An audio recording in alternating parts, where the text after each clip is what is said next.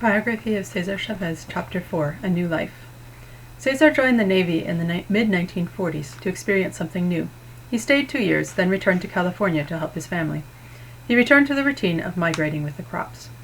As he worked, he had time to think about the injustices he had known. He recalled how he was forced to run laps in PE class for speaking Spanish, how he wasn't allowed in restaurants because he was Mexican-American, and how he was arrested and put in jail because he dared to sit in the white section of the movie theater in Delano.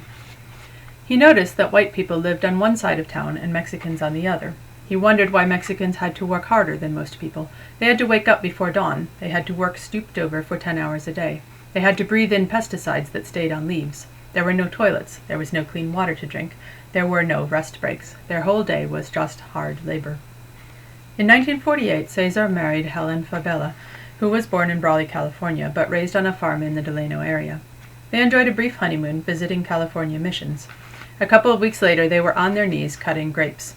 Later, the newlyweds worked side by side in cotton fields. Their marriage was happy, but their lives continued to include hard work in the fields. It was about this time that Cesar noticed that Mexican Americans like himself had begun to compete with Mexican immigrants for field work.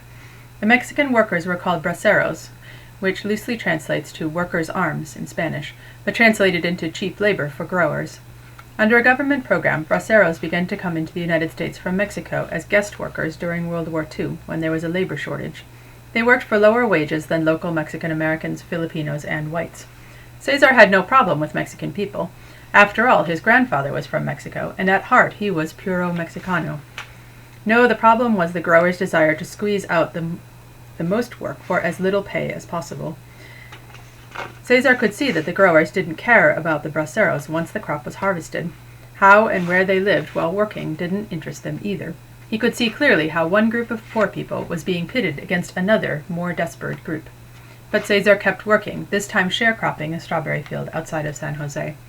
Their first child, Fernando, was a year old, and another was on the way.